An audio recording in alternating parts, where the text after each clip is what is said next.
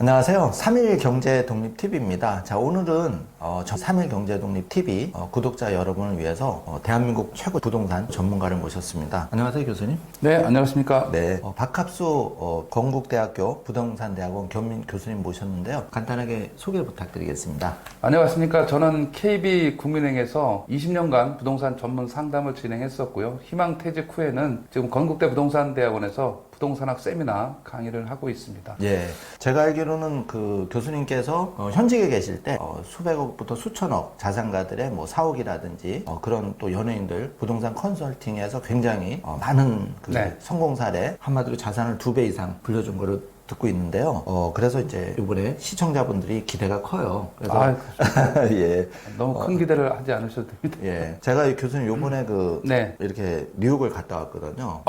이게 예, 그 유명한 그 황소. 여기 그러네요. 예, 그래서 방송 시작하기 전에 뿔을 만지면 행운이 교수님한테 많이 간다. 그렇습니까? 그리고 저도... 또 중요한 거는 여기를 만지면 부자가 된다고 합니다. 그렇습니까? 예.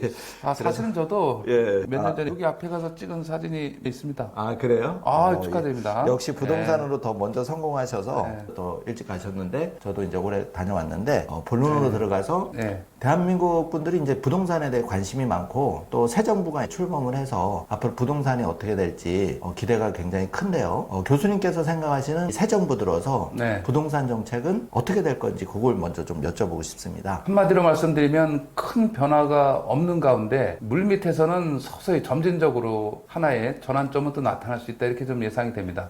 밖으로 볼 때 큰 변화가 없다는 뜻은 종전 민주당 정부, 문재인 정부 시절에는 다주택자를 한마디로 얘기하면 모든 세금을 중과를 해서 올가매고 이렇게 좀 불편하게 만들었었는데 지금의 이재명 정부에서는 이 다주택자를 이제 일종의 적폐로 보는 게 아니라 하나의 정당한 세금을 내게 되면 그대로 인정하겠다 이런 식의 기조가 바뀌었기 때문에 이 다주택자를 규정한 이런 면에서는 크게 변화가 없다라는 차원에서 큰 변동이 없을 것 같고요. 이제 약간 미세한 변화에서 나타날 확률이 높고 그리고 이제 공공임대주택이나 이런 청년 신혼부부들에 대한 내 집 마련 이쪽에 좀 집중할 것으로 보여지는 방향성이라고 할 수 있습니다. 어쨌든 새 정부 출범하고 다주택자에 대한 중과라든지 이런 쪽 교수님 말씀대로 그렇게 된다면은 조금 기대 심리도 시장에 있을 수가 있고요. 예.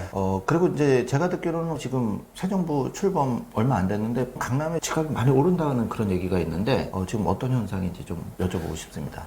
새 정부를 뭐 들고 나서의 그런 문제가 아니고 사실은 강남 집값 상승은 이미 뭐 연초부터 사실 시작된 것이고요. 어떤 면에서는 강남 집값은 이제 토지거래 허가구역 지정 이런 이슈도 있었지만 계속 또 오르고 있잖아요. 그래서 토지거래 허가구역이 시장 안정을 위해서 적절하게 규제책으로 역할을 했느냐 여기에 또 문제가 있을 수 있습니다. 사실은 오히려 가격 상승을 억제하는 이런 진정 효과가 있다기보다는 재산권 침해라든가 이런 거래 불편 아니면 또 그 안에서 실거주 이전을 해야 되기 때문에 세입자가 밀려나는 이런 문제까지 부작용이 좀 더 큰 게 사실이에요. 그래서 강남 3구와 용산구 모든 아파트 약 40만 호라고 하는데 여기에 허가를 맡아야지만 자기 집을 매매를 할 수 있다는 이런 불편 부당한 제도는 없어지는 게 맞다고 보고요. 그래서 토지거래 허가구역과 상관없이 올랐다입니다. 한마디로 말씀을 드리면 그 이유는 강남이라는 특수성에서 좀 기인한다고 할 수가 있어요. 일종의 이제 물건의 희소 가치예요. 강남이라는 특정된 지역 이런 지역에 이제 물량이 제한적이기 때문에 여기에 진입하고자 하는 강남 커뮤니티에 들고자 하는 진입 수요가 꾸준히 유지되고 있어요. 이것은 비단 서울 일대에서 뿐만 아니라 수도권 전국의 부자들이 다 강남에 진입하고자 하는 이런 수요와 열의가 있기 때문에 강남에 집중력이 생기는 거라고 보시면 될 것 같고 선제적으로 반포가 새 아파트로 변신하면서 아파트 값이 올라갔지 않습니까? 그렇기 때문에 미래의 새 아파트로 바뀔 압구정이라든가 이런 지역에 미리 선점하겠다는 그런 의사가 강하게 나타난 시장이라고 할 수가 있고 또 하나 이제 두 번째로 말씀드릴 것은 거대한 강남 부자들의 자산의 대물림식이라고 할 수가 있어요. 가령 이제 7, 80대의 그런 그 부모가 3, 40대 뭐 20, 30대의 이런 자녀들의 아파트를 하나 사줘야 되겠다. 이런 그 자산의 대물림, 자산 승계 과정에 있는 게 현재 그 강남 아파트 시장이라고 할 수가 있습니다. 그런 차원에서 부자들의 집중력을 발휘하고 있기 때문에 강남 집값은 안타깝게도 떨어지기보다는 미래를 대비해서 더 올라가는 이런 현상이라고 할 수가 있겠습니다. 예, 지금 방송을 시청하시는 사는 강남 소위 부자 아빠, 부자 어머님들은 좀 흐뭇할지 모르겠지만 절대 다수 대한민국 그 중산층 서민들 분께서는 집값이 계속 이렇게 올라가면은 네. 사실 기쁨보다는 걱정이 더 크고 아직도 집을 안 가지고 계신 분도 많아서 새 정부에 거는 기대도 좀 있을 것 같은데 네. 앞으로 교수님이 보시기에 이렇게 강남 집중화 현상을 좀 완화시킬 수 있는 어떤 정책이나 그런 게 있을까요? 우선 강남을 뭐 좀 더 멀리 이렇게 경원시하는 이런 개념보다는 그걸 인정을 하고요. 네.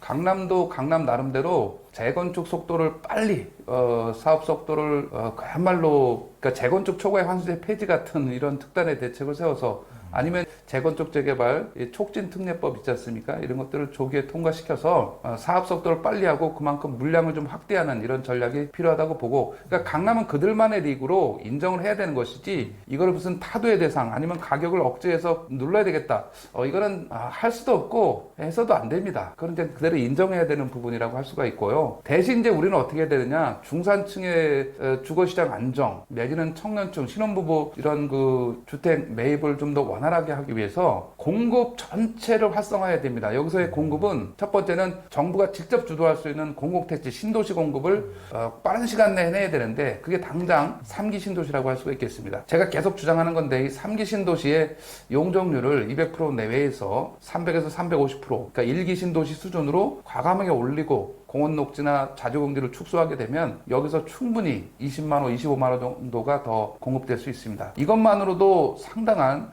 중산층이나 청년층에게 대기 수요로 유도할 수 있기 때문에 집을 사지 않고 기다린다, 이런 차원에서 심리적인 안정, 뭐 5년 후에는 실질적인 그런 공급 효과까지 기대할 수 있다고 보여지고, 두 번째 공급에서의 주력은 서울 도심 같은 경우는 어쩔 수 없습니다. 이거는 도시가 재생을 해야 되기 때문에 재건축 재개발이에요. 이 재건축 재개발이 지난 10년간 거의 사실상 정체 상태나 마찬가지였다고 볼 수가 있겠습니다. 그래서 이 부분이 서울 도심 주택 공급의 대략 80% 정도를 차지하기 때문에 이 부분을 빠른 속도로 늘려야 될 필요가 있어요. 그러기 위해서는 걸림돌이 되는 재건축 초과이익 환수제, 그 다음에 재개발 같은 경우에도 정비구역 지정을 좀 더 늘릴 필요가 있고, 서울시에서 추진하는 신속통합기획 같은 경우에도 실질적인 인허가기간을 5년에서 2년 정도로 줄인다는 게 목표 아닙니까? 이 부분을 속행하는 전략이 좀 필요하다고 보여지고, 자, 세 번째 공급의 주체는 민간 자체 공급입니다. 민간이 부동산 PF동을 통해서 자금을 조달해서 도시개발 사업을 하는 게 있습니다. 이 사업이 사실상 부동산 PF 부실 문제로 인해서 22년부터 25년 지금까지 거의 손을 놓고 있는 상태라고 할 수가 있어요.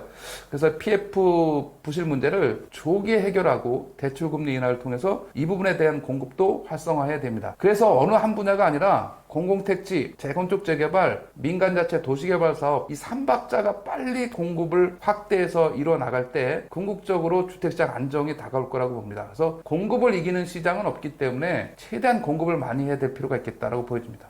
좋은 말씀인 것 같아요. 어떻게 보면 시장의 논리는 이제 단순한 수요 공급 논리인데 그거를 좀 제대로 풀지를 못하다 보니까 이런 현상이 되지 않았을까 생각이 됩니다.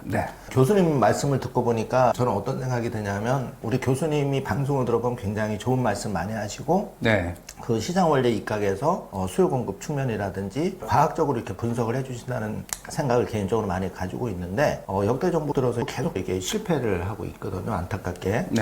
그래서 우리 작은 채널이지만 교수님 말씀을 새 정부 또 정책 입안자들이 좀 경청을 해서 실질적으로 공급을 통해서 20, 30대에도 희망을 가질 수 있는 그런 정책이 좀 많이 나왔으면 하는 바람을 가져보고요. 저희 채널이 은퇴자들도 많이 보시거든요. 그래서 요즘이 좀 궁금한데 최근 노후 자금이 좀 부족하니까 그 주택연금을 많이들 신청을 한다고 그래요.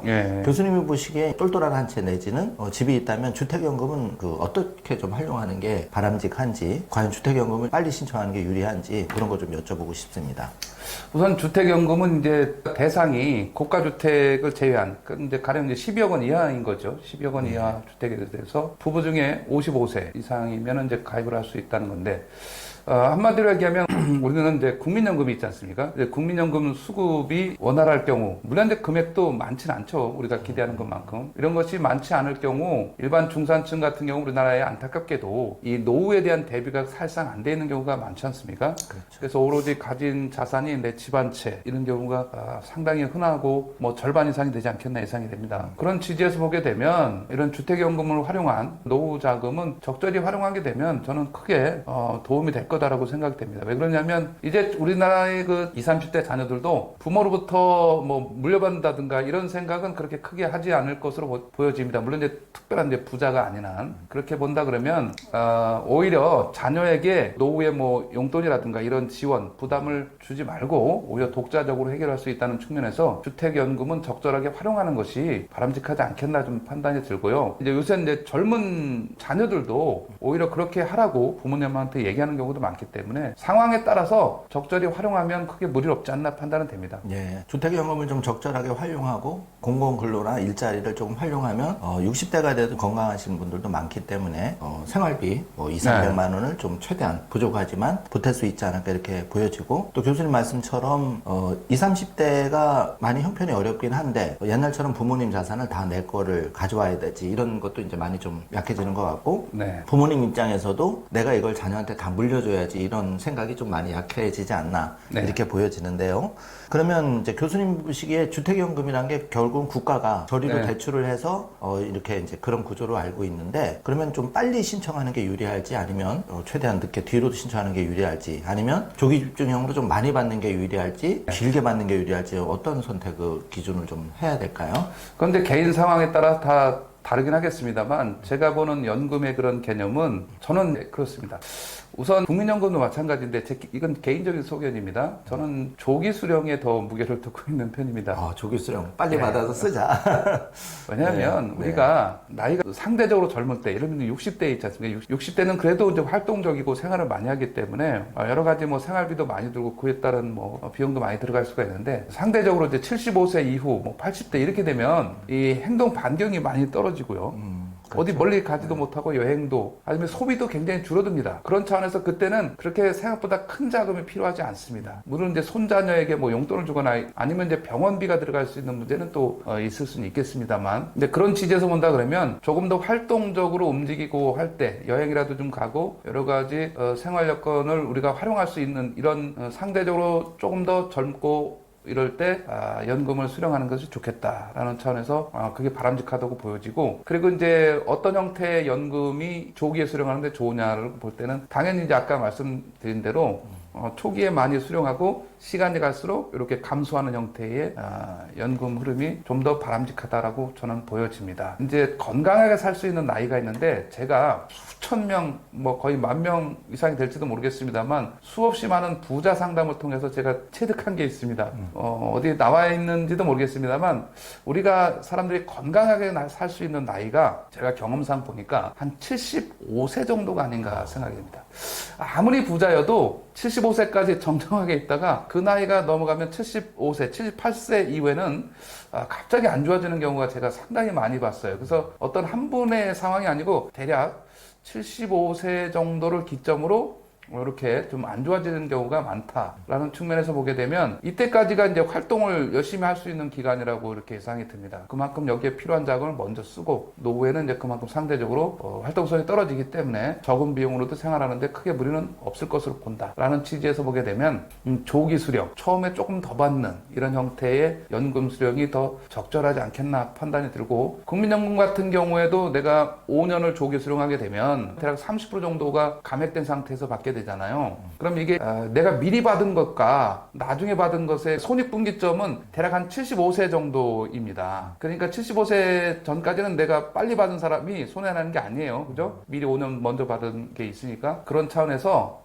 이 활동성이 있을 때 75세 이전에 연금을 조기에 받아서 하는 것이 좋지 않겠나 이런 생각을 해볼 수가 있겠습니다. 예, 저도 교수님 의견에 공감하는 게 저도 이제 50대 후반에 접어들고 있지만은 이번에 여행을 가보니까 네. 아버님 어머님들이 이제 오셨는데 평상시에 건강 관리를 잘 하신 분이 그나마 좀 빨리빨리 재밌게 보고 맛있는 거 드시고 하시고 정말 70 넘어가면 한 분도 없으셨어요. 그러니까 교수님 말씀대로 우리가 70 되기 전에 네. 주택연금이든 국민연금이든 좀 조기 수령을 해서 하는 게 맞지 않나. 네. 그리고 저도 그 슈퍼리치에 자산 네. 관리를 오래 했지만은 교수님 말씀처럼 자산이 수백억 수천억이 있어도 갑자기 건강 문제가 생겨가지고는 네. 어떻게 할 수가 없더라고요. 그런 걸 네. 보니까 수천억 수백억 힘들게 하셨는데 허망하게 그냥 떠나시는 분을 많이 많이 봤을 때 지금 순간 잘 즐기고 노후 준비도 미리 좀 잘해야 되지 않을까 그런 생각을 하게 됩니다. 자, 교수님 이제 근본적으로 다시 돌아가서 네. 이 부동산에서 요즘 집값이 너무 똘똘한 한 채에 집중되고 내가 월급을 타도 집을 한 채 장만하는데 수십 년이 걸리다 보니까 20, 30대 우리 그 미래 세대가 집을 포기하는 그런 일이 있는데 교수님께서 생각하시는 내가 집은 한 채 있어야 되냐 이 문제에 대해서는 좀 어떤 답변을 하실 수 있을지 궁금합니다. 우선 이제 집에 대한 저의 생각은 집은 소유를 해야 된다라는 측면이 강하고, 그건 이제 우리나라의 그 대부분의 사람들의 정서가 맞습니다. 이 소유 욕구가 강한 거기 때문에 이게 이제 혼자 살 때와 또 결혼을 하면 또 다르잖아요. 혼자 살 때는 뭐 집이 있어도 되고 없어도 되고 뭐 이렇게 생각할 수 있지만 결혼을 하면 또 달라져요. 자녀가 생기고 이렇게 되면 집은 있어야 된다라는 거고요. 그럼 어떻게 만들어야 되느냐의 문제는 있을 수 있습니다. 물론 이제 처음에는 힘들죠. 근데 다행스럽게도 우리는 청약제도에서 이 특별 공급이 있어요. 신혼부부, 그다음에 뭐 생애 최초자 이런 특별 공급이 있기 때문에 적절하게 이거를 잘 활용하는 것은 충분히 우리가 노력을 해서, 물론 거기에는 뭐 소득이 됐던 자산이 됐던 여러 가지 이제 조건을 다 맞춰야 되고 하긴 하지만 이 청약에 대한 우선순위를 두는 게 좋다고 보고, 그래서 이제 주택 청약 종합저축 같은 경우는 20살, 그러니까 미성년이라도 바로 대학생이 되는 시점부터 바로 가입을 해서 이 가입 기간을 좀 늘리는 것도 필요하다고 보여지고, 뭐 초기에는 뭐 10만 원, 20만 원 이런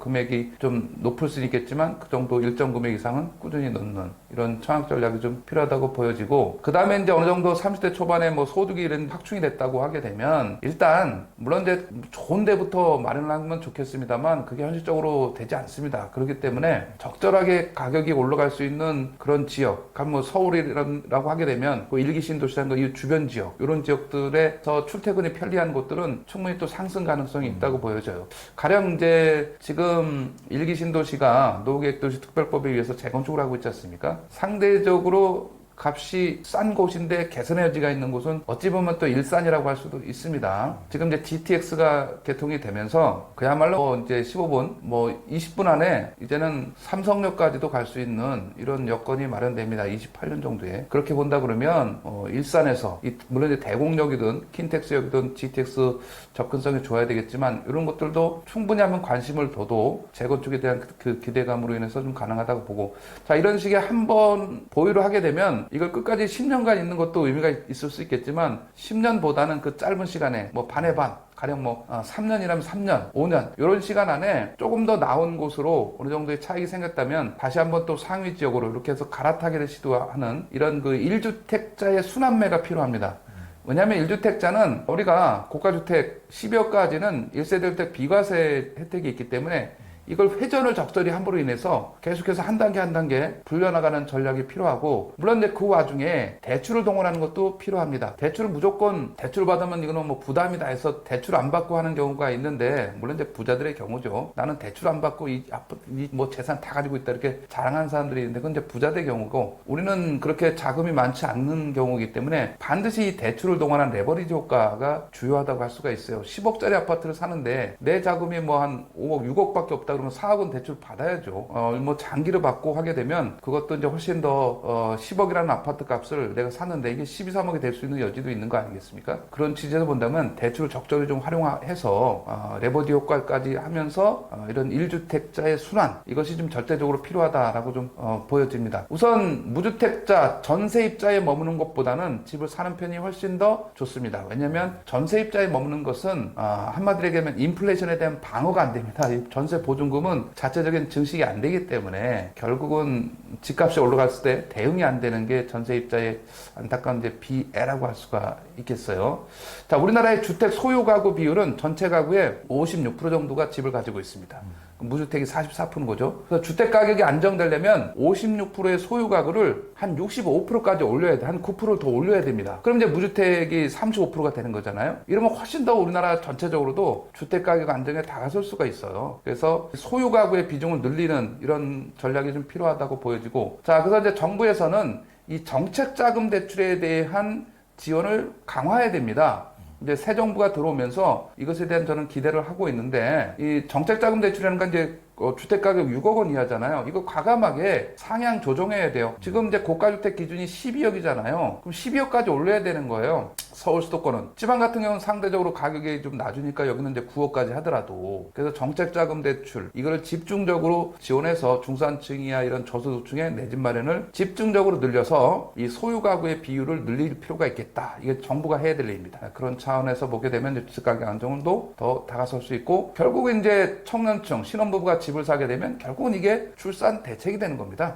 이렇게 다 유기적으로 연결되는 거기 때문에 이 부분에 대한 지원이 필요하다고 할 수 있습니다. 정말 인사이트를 얻게 되는데 새 정부는 아무래도 서민 지향하는 정책을 좀 편다면은 네. 교수님 말씀대로 제가 봐도 6억 정도는 사실은 서울로 놓고만 본다면은 6억 가지고는 변두리나 외곽으로 나갈 수밖에 외곽에서도 뭐 거의 찾기가 쉽지 않아요. 그러니까 현실성이 떨어지는 예, 정책이라서 예, 말씀하신 대로 뭐 12억까지는 모르겠지만 한 뭐 그 정도 근처에 가야지만 대출을 활용해도 그래도 미래를 좀 볼 수 있는 그런 지역에 최소 9억. 금액 기준으로 이미 예, 서울의 뭐 평균 매매 평균 가격이 이미 10억을 넘었기 때문에 그렇죠. 제가 설정했던 고가주택, 이 고가주택 기준은 괜히 만들어 놓은 게 아닙니다. 그렇죠. 다 이유가 있어서 만든 그럼요. 건데. 고가주택이 아니면 지원 대상인 거예요. 예. 그러면 10억까지, 지방 뭐 9억까지 이런 식의 변화도 필요하겠다. 물론 이러면 뭐 지원해줄 주택기금이 부족하다 뭐 이렇게 얘기할 수도 있을 수 있지만 이 주택기금도 잘만 활용하면 충분히 이런 정도는 지원할 수 있지 않겠나 생각이 됩니다. 그렇죠. 또 정책 성순환 기능으로 교수님 말씀대로 35% 정도까지 네. 그 실제 소유자를 65% 비율까지 늘리면 집값 안정에도 도움이 되고 그를 통해서 이제 많은 분들이 쓸데없는 데 돈 쓰는 것보다는 내 집 마련에 그 집중을 함으로써 이제 20, 30대 젊은 분들이 더 자산을 중시하는데 아예 포기하지 않는 그런 분들을 많이 만들 수 있으니까 제가 앞서 언급했던 가령 3기 신도시 같은 데에 충분히 우리가 200%면 15층 짓겠다는 거거든요. 도시계획 자체가. 이거는 2019년 20년도에 문재인 정부에서 3기 신도시를 발표하면서 안타깝게도 이 도시계획에 약간의 혼선이 있다고 보여집니다. 그때 당시는 입주 물량이 많았어요. 아파트만 기준으로 따지면 문재인 정부 때 17, 18, 19 때 연간 40만 원, 뭐 47만 원, 46만 원 이렇게 됐어요. 이게 원래 평균 한 30만 원 정도가 입주가 정상인데 이렇게 많이 늘어나니까 3기 신도시를 계획할 때 쾌적한 주거 환경을 달성해야 되겠다. 왜냐하면 3기 신도시를 많이 공급하면 공급 과잉으로 주택 가격이 떨어질 거 아니냐. 이런 안타까운 그런 미래 예측에 대한 오류죠. 이런 차원에서 3기 신도시를 2기 신도시의 절반 물량으로 축소해 버렸어요. 그래서 공원도 전체 도시 면적의 34%. 3분의 1 이상이 공원이에요. 입주자는 좋겠지만 거기에 당첨되지 못한 떨어진 사람들은 어떻게 되는 거예요? 그러니까 늘려야 됩니다. 과감하게 늘릴 수가 있고 얼마든지 바꿀 수가 있어요. 자, 고양 창릉 신도시에 15층짜리, 20층짜리 짓는데 뒤에 있는 일산 신도시는 용적률 300%니까 30층, 40층 짓겠다는 거예요. 이게 말이 안 되지 않습니까? 말이 안 됩니다. 과감하게 설사 분양이 살짝 늦어지는 한이 있더라도 3개월, 6개월 늦어지는 한이 있더라도 과감하게 이 부분에 대한 것을 지금 재정립을 해서 공급 물량을 확대하게 되면 이 물량이 청년 신혼부부에게 돌아갈 경우 이들의 삶의 질 개선뿐만 아니라 궁극적으로 또 다시 한번 출산 대책이 된다는 거예요. 가장 시급하게 검토해야 될 과제다 판단됩니다. 어떻게 보면 조금 현명하게만 그 정책을 잘 짜면 여러 가지 어려운 상황에서도 수요자도 좋고 또 정부 입장에서도 좋고 대한민국 정말 이대로 가면 일론 머스크가 그런 얘기를 했잖아요. 한국의 출산율은 세계 최악인데 이대로 가면 이제 3분의 1로 인구가 쪼그라든다. 그러면 옵티머스 봇이 정말 필요한 세상이 오는데 교수님 말씀을 조금 귀담아 드려야 될 것 같습니다. 지금 청약 저축제도 이제 말씀을 하셨는데 그 제도가 이제 최근에 좀 많이 바뀌었잖아요, 교수님. 제가 알기로는. 그러면 예전에는 이제 10만 원이 기본인데 지금은 이제 뭐 100만 원까지 많이 불입할 수가 있죠. 공공주택에 청약하려면 이제 20만 원 이상만 넣으면 되는 거이기 때문에 근데 이제 이 기준이 저축 총액이 많은 자 이렇게 되기 때문에 20만 원 이상은 꾸준히 넣어야 되는 그런 상황도 됩니다. 그래서 청약제 저축 제도와 더불어서 우리가 이 특별 공급에 대한 제도 취지를 잘 이해를 해야 됩니다. 그러면 이제 LH공사의 그 청약 사이트가 있습니다. 청약 센터가 있으니까 거기 가서 봐도 되고, 그 다음에 이제 간혹가다 신문 지상에 보면 아주 깨알 같은 글씨로 신문 이제 전면 광고가 나오잖아요. 그때 그거를 뚫어지게 한번 처음부터 끝까지 잘 읽어보면 거기 아주 설명이 잘 되어 있습니다. 그런 식으로 한번 사전에 이런 제도에 대한 이해를 충분히 하고 청약 전략을 수립하면 충분히 괜찮지 않겠나 생각이 들고, 아무튼 우리가 새 정부에서는 이런 청년층 신혼부부에 대한 주택을 집중적으로 하겠다는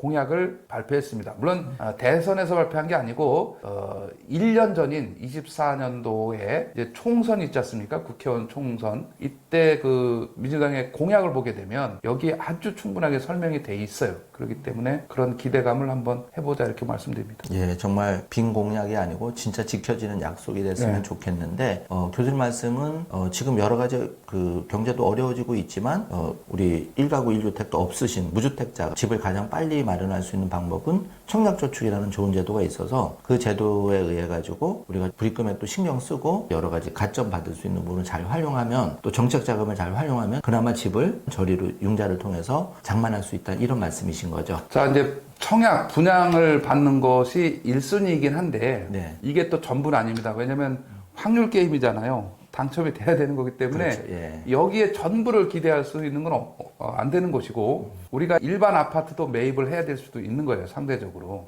일반 이제 지어진 주택을. 그럼요. 네, 예. 그래서 이걸 이제 동시에 가져가야 되는 거지 청약 아니면 안 돼 이러면 또 몇 년이 훌쩍 지나갈 수도 있어요. 그렇기 때문에 일반 매매 시장에서의 매입도 충분히 같은 전략을 수립해서 지역적으로 가야 됩니다. 지금 제가 최근에 아주 젊은 층을 위해서 한 7억 원짜리 아파트를 노원구에 한번 검색을 해서 추천한 적이 있는데 이런 식의 아파트도 우리가 일반에서 매매를 시도하는 것도 어찌 보면 하나의 큰 또 대안이 될 수 있는 거기 때문에 이 두 개를 동시에 다 봐야 된다 이렇게 좀 말씀드립니다.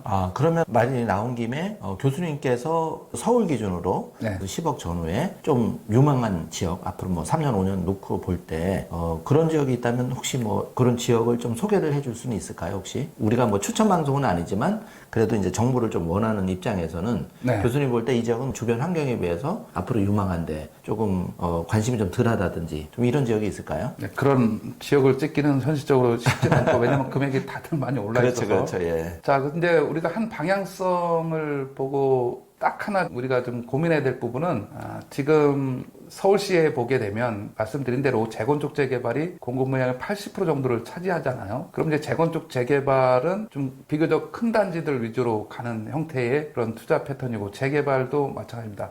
자, 그래서 재건축에서는 이 재건축도 초과입 환수세가 있기 때문에 이 부분들을 감안해야 될 필요는 있지만 이건 이제 폐지돼야 될 제도이긴 한데 너무 또 지나치게 의식을 할 필요는 없습니다. 그러면 또 투자가 안 되기 때문에. 그리고 1주택자는 재건축 초과입 환수세에서 뭐 현재는 보유기간에 따라서 70%까지 감면 제도도 있기 때문에 물론 건립도이긴 하지만 이것 때문에 하지 않는 건 아니다라고 보게 되면 재건축 위주로 중소형 위주의 그런 지역들은 충분히 볼만한데 서울에서는 재건축은 뭐 안타깝게도 10억 전후의 아파트를 찾으려면 노원구 일대가 뭐 제일 흔한 거라고 할 수 있는데 제가 물론 특정 단지를 지칭하는 건 아닙니다만 노원역 일대의 접근성 내지는 창동역 일대의 접근 이런 것들을 고려하면 충분히 의미가 있을 것 같습니다. 그래서 이쪽 상계동 일대는 상계, 중계, 하계, 월계 이 4개, 4개동입니다. 나름대로 독특한 특색을 가지고 있고 이쪽을 지하철, 도시철도죠 사실은 동북선이 27년도 개통 예정이기 때문에 그에 따른 라인도 은행사거리라든가 이 중계동 일대도 또 다시 한번 가게 됩니다. 그래서 학원가가 밀집한 이쪽 지역에 대한 기대감도 있기 때문에 그쪽에 또 관심을 갖는 것도 어느 정도는 유효하다고 판단은 들고요. 월계동에서도 뭐 광운대 역세권이라든가 이런 지역들은 충분히 발전성이 큰 지역들이라고 알 수가 있을 것 같습니다. 그리고 우리가 늘상 좀 외곽 지역으로 봐서 그렇게 집중적으로 보지 않는 지역 중에 금관구가 있어요. 금천구로 관악. 자, 근데 이 금천구가 마냥 접근성이 떨어지고 이렇게 외진 지역이 이제 아니게 되는 게 이제 신안산선입니다. 신안산선 개통이 원래는 26년 12월인데 사고가 있었지 않습니까? 그러면 뭐 조금 늦어진다고 하게 되면 그것 또한 이제 27년이라고 할 수 있습니다. 그렇게 본다 그러면 이 신안산선 라인 이제 구로 디지털 단지 여기부터 쭉 내려가는 요 라인의 가치도 저는 많이 개선이 된다고 볼 수가 있고, 지금 이제 전체적으로 시장을 볼 때, 이 신안산선이 이제 궁극적으로는 신길 쪽을 지나서 여의도에 도착하는 거거든요. 물론 장기적으로는 서울역까지도 옵니다.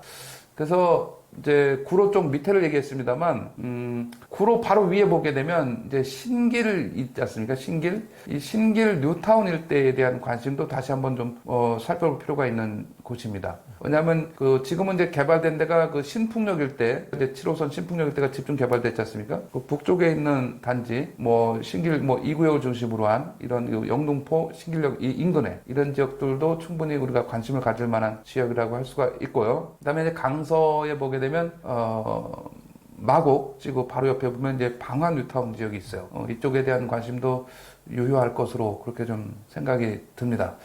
전체적으로 이런 재건축이 됐던 우리가 얘기하는 뭐 재개발 뉴타운 지역이 됐던 이런 지역들이 이제 마무리 단계에 있다고 보게 되면 앞으로 알게 모르게 소규모 단지로 집중적으로 뭐 커도 한 4, 500가구 물론 좀 더 될 수도 있습니다. 뭐 1000가구까지 될 수도 있는데 뭐에 집중해야 되냐면 역세권 활성화 사업이 있습니다. 역세권 활성화. 그러니까 지하철 승강장으로부터 350m 이내 이런 지역에 역세권 활성화 사업이 지금 알게 모르게 추진되고 있는 곳들이 꽤 많습니다. 그래서 이런 지역에 대한 관심을 두게 되면 그 10억 전후의 금액으로도 충분히 접근할 수가 있습니다. 그래서 앞으로는 이런 대규모 재건축이나 뉴타운 재개발 이런 것도 있겠지만 서울은 이미 그런 대규모 개발로 하기에는 이제는 상당 부분 어느 정도 진행되고 있고 내가 끼어 들어가기에는 가격도 이제 너무 많이 올라 있어요. 그렇게 본다 그러면 역세권 활성화 위주의 이런 상대적으로는 소규모 사업이지만 충분히 가치가 있고 투자성도 높습니다. 왜냐하면 용적률을 상향시켜주기 때문에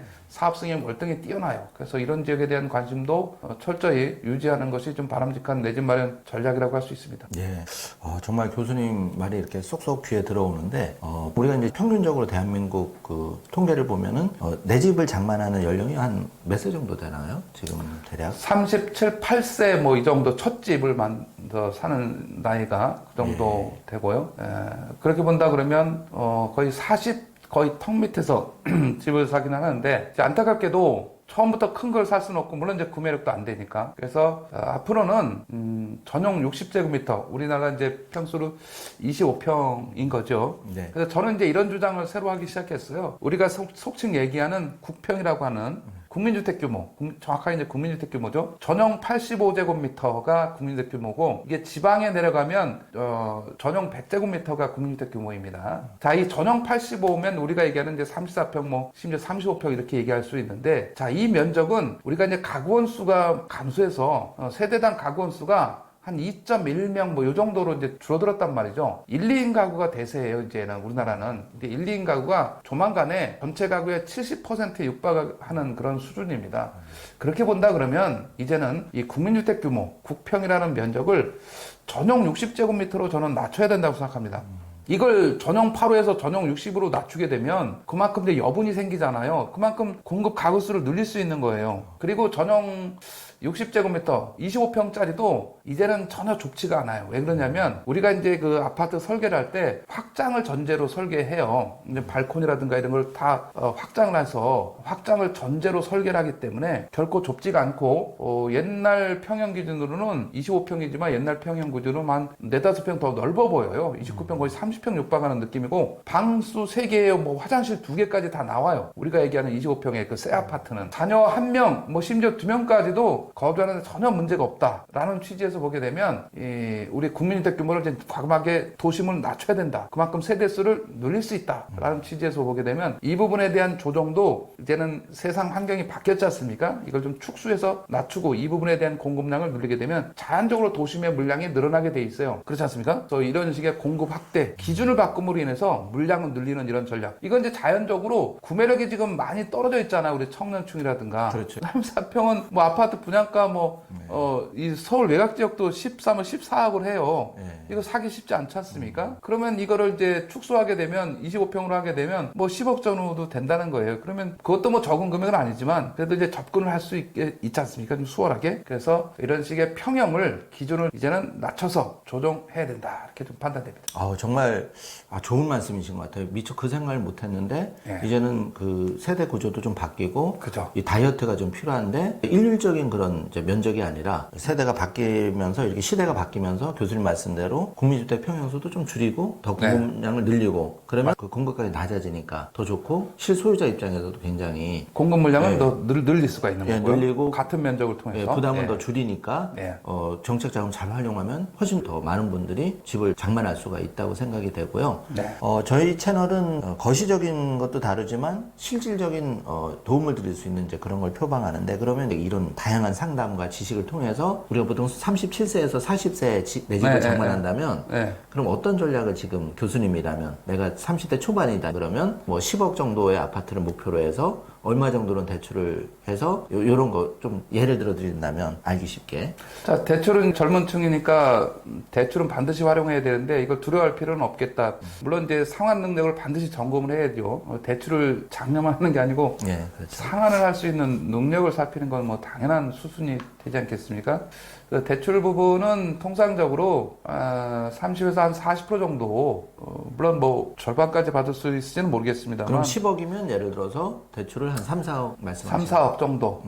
아주 많은 분들은 뭐 절반 정도까지 받을 5억까지, 수, 한 5억까지 정도 예. 받을 수 있다면 뭐 저는 받아도 된다고 봅니다. 왜냐하면 이런 얘기까지 좀 해서 그렇습니다만 대출의 기본적인 원리가 있습니다. 대출은 장기 대출로 받아서 이걸 분할 상환하는 게 훨씬 개인의 자산 축적에 유리합니다. 40년이나 50년 아주 최대한 길게 최대한 받을 수 있는 장기 대출을 받는 겁니다. 왜 그러냐면 대출 금액 자체는 인플레이션이 없습니다. 딱 고정이 돼 있으니까. 그렇죠. 지금의 5억은 10년 후에도 5억이고요. 20년 후에도 5억이에요. 그러면 20년 후에 5억은 지금 생각하면 어떻습니까? 돈의 가치상 확 떨어져 버리는 거예요. 절반도 안 되는 거죠. 거의 그렇죠. 3분의 수준으로 떨어져 있잖아요. 근데 이 명목상의 5억은 그대로 5억인 거예요. 그래서 이거를 적절하게 활용하는 전략이 아주 최선의 대출이기 때문에 그럼 은행은 장기 대출해주면 사실은 손해인 거죠. 물론 이자는 받지만. 근데 개인 수요자는 유리할 수 있는 거예요. 그래서 철저하게 상환 능력만 있다 그러면 대출 활용하는데 그렇게 두려워하지는 말라입니다. 대출 한번 뭐 겁부터 내고 막 이런 경우가 있는데 상환만 가능하다면 전제는 그겁니다. 충분히 활용을 해야 될 필요는 있고 자 이제 물론 이제 시드머니가 지금은 많지 않아서 그런 안타까움이 있습니다만 최대한 자금을 모으기 위해서는 제가 경험칙상 보게 되면 돈을 좀 안 써야 됩니다. 그렇죠. 안 쓰려면은 강제적으로 대출을 받아서 이자를 상환하다 보면 쓸 돈이 없어져요. 그렇기 때문에 재테크 유리하다는 논리도 나오는데 그리고 우리가 급여를 탈 때 일단 뭔가를 좀 빼고 나와야 돼요. 그렇죠. 가령 뭐 적금이 됐던 한 달에 50만 원을 들던 100만 원을 들던 이걸 빼고 나머지를 내가 쓰는 이런 식의 전략이 우선이다. 쓰고 남은 걸 예금하는 거는 일단 안 됩니다.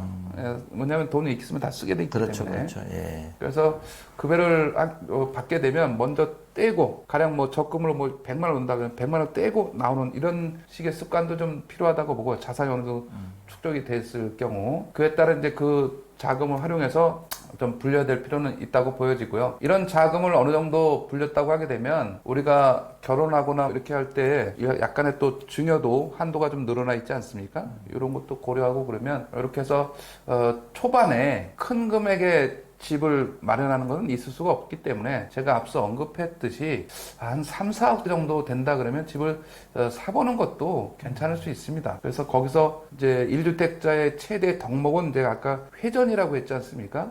이걸 계속해서 불려나가는 전략이 좋습니다. 왜냐하면 계속 적금만 하고 있는 것보다는 집을 사서 다만 몇 천만 원, 1억에도 올라가는 이런 부의 그 변화를 보게 되면 충분히 또 매력이 있고 해서 이렇게 점차 쇳덩구리가 이렇게 굴려가듯이 재단실 상승을 또 이렇게 맛보는 기쁨도 있어야. 그렇죠. 처음부터 비싼 걸 사는 거는 할 수가 없는 거죠. 그렇죠. 물론 이제 특별한 부자가 이거나 뭐 부모의 지원을 받거나 이런 경우가 아니면 쉽지 않은 상황이 됩니다. 그렇기 때문에 서서히 작은 것부터 사서 불려나가는 형태의 그런 1주택자의 회전을 잘 체득해서 가는 게 좋을 것 같다는 생각을 해볼 수가 있습니다. 예. 그 교수님 말씀을 듣고 보니까 우리가 정부에 세금을 많이 내는데 누구나 피할 수 없는 게 세금인데 은행에 가면은 그 생애 첫 아파트 주택 구입에 대해서 생애 첫 대출은 뭐 1, 2% 저리로 해주니까 우리가 10억을 목표로 해서 10억 아파트나 주택을 목표로 해서 한 5, 6억을 대출을 해도 이자 계산을 해보면 실질적으로는 또 부담이 낮을 수가 있거든요. 그렇기 때문에 그런 거를 조금 알아보고 미리 그 대비를 한다면 그리고 교수님 말씀 네, 잘 10억까지 병행하다 보면 처음부터는 대출을 많이 안 해주고요. 네. 정책적인 대출이 6억이니까 이 한두 푼 더 빨리 제가 주장하는 고가주택 12억 정 안 되면 최소 9억이라도 그렇죠. 어느 정도 상향하는 것은 이번에 새 정부가 반드시 좀 해야 될 그런 우수한 과제가 아니냐 생각이 들고 이제 제가 앞서 언급했듯이 꼭 10억짜리가 아니어도 3, 4억 뭐 5, 6억 과감하게 사야 됩니다. 이거부터 시작을 해야 되고 그 집을 사보면 그에 대한 또 요령이 생겨요. 그렇죠. 여러 가지 경험이 쌓이니까 계약서 한 번도 안 써보고 네, 할 수는 그죠? 없는 거죠. 네. 전월세 계약서만 써보고 매매 계약서 한 번도 안 써본 사람은 뭔가 달라요. 뭔가 경험이 중요한 거예요. 그래서 내 집으로 내 등기로 집을 해서 소유하고 있다는 거는 또 다른 거기 때문에 굉장히 뿌듯하고 이제 그런 게 있죠. 그리고 이제 든든한 자꾸 이제 계단식 상승을 통한 이런 점진적인 상승 이런 것도 이룰 수 있기 때문에 그에 따른 이런 것들을 좀 계단식으로 해서 추진하는 것은 유효하다. 우리나라의 상황상 그렇게 볼 수 있습니다. 그 지난 정부에서 발표 때 그러니까 지금 돌이켜 보면은 한 2, 3년 됐나요? 그 청약 저축에 대해서 6억까지는 80%까지 대출을 해주고 4억 8천이고 거기에 대해서는 저리로 해주고 그 청약저축의 불입금액도 100만 원으로 그때 올린 걸로 기억하는데 그때 저는 그 발표를 보고 와 이거 많이 진전이 됐다 이렇게 생각했는데 여기에 더해서 다 좋은데 그러면 6억이 현실적으로 좀 많이 외곽이나 좀 떨어지다 보니까 그럼 기왕이면 한 주택을 장만하는 사람 입장에서는 국가에서 볼 때는 이 사람들도 좀 부자가 되고 좀 중산층으로 올라가면 좋잖아요. 그런 의미에서 교수님 말씀대로 그 기준을 현실적으로 10억이나 최대 정말 12억 정도로는 어렵다 하더라도 현실적으로 그 정도 올려주면 대출도 좀 숨통이 트이고 집장만 할 때도 어쨌든 장래성은 더 좋아 보이는 거잖아요. 더 역세권에 가까워지고 그렇게 되는 거니까. 그죠? 정책자금 대출 지원 그 주택 가격을 상향시킨다는 건 중요한 의미가 있어요. 이거는 이제 정부에서 2차 보전, 이자 차액을 보전하는 한마디로 이제 기금을 써야 되는 수가 있긴 하지만 네. 이게 설령 수혜자가 늘어난다고 하더라도 궁극적으로는 주택가격 안정에 도움이 되는다는 얘기고 궁극적으로 경제에 도움이 되고 결국은 이제 출산 대책까지 연결될 수 있는 아주 중요한 거기 때문에 그만한 정부의 정책적인 지원은 필요하다고 보여지고 이제 새 정부에서 이 10년 후에 분양으로 전환되는 이런 공공임대주택을 집중적으로 청년층에게 공급하겠다고 이제 총선 때 공약을 했습니다. 그런 차원에서 이런 것들이 반드시 좀 실현돼야 된다. 계속 지켜보면서 요구해야 된다라고 보여집니다. 그 방법론은 뭐냐? 다시 한번 반복하지만 3기 신도시 같은 경우 물량을 20만 원 이상 더 늘릴 수 있는 여지가 충분히 있어요. 그리고 전 정부에서 이제 윤석열 정부죠. 발표했던 그런 공공택지들도 잘만 활용해서 조기에 이것을 활성화시킨다면 충분히 물량은 이 공공부문에서 확보할 수가 있다고 보여집니다. 그렇기 때문에 이런 제도는 추진을 해야 되고 그 다음에 그 와중에 이제 우리가 공급 세대수 늘리는 문제와 역시 이제 국민주택 규모를 전용 60제곱미터로 축소시키는 이런 것들은 전략적으로 우리가 세대수를 늘리는 방면에서 좀 검토돼야 될 일이 아닌가 생각됩니다. 정말 좋은 말씀 같습니다. 우리가 3일 경제독립 TV에서는 복지재테크 방송과 이제 테슬라 비트코인, 주식, 또 암호화폐를 위주로 많이 정보를 제공해 드렸는데 우리 교수님처럼 부동산 전문가분을 더 많이 모셔가지고 이런 이제 좋은 인사이트와 실질적으로 내 자산을 중식시키는 데 있어서는 그래도 아직까지는 우리 대한민국에서는 똘똘한 한 채 내지는 그래도 내 집 입장만이 부로 가는 경제독립으로 네. 가는 출발선이라고 누구도 부인을 쉽게 못하는 현실이기 때문에 네. 이런 정보를 더 제공할 수 있도록 노력을 할 거고 여러분이 좋은 댓글로 새 정부에 바라는 기대나 이제 교수님 말씀대로 뭐 우리가 지금 6억으로 돼 있는 거를 좀 정책 자금이나 이런 걸 10억이나 올린 좋은 방안이 있으면 그런 거를 댓글로 좀 많이 달아주시면 작은 채널이지만 아무래도 좀 반영이 되지 않을까. 결과적으로 개인 목소리를 좀 많이 내야 되거든요. 네. 네. 왜냐면 내가 뭐라도 아쉬운 걸 자꾸 얘기를 해야 그게 네. 정책에도 반영이 되는 거지. 나하고 상관없이 아예 포기를 해버리면 내 집 마련을 요원하는 거니까 좀 용기를 내주시기를 바라고요. 이제 좀 화제를 바꿔서 그러면 우리가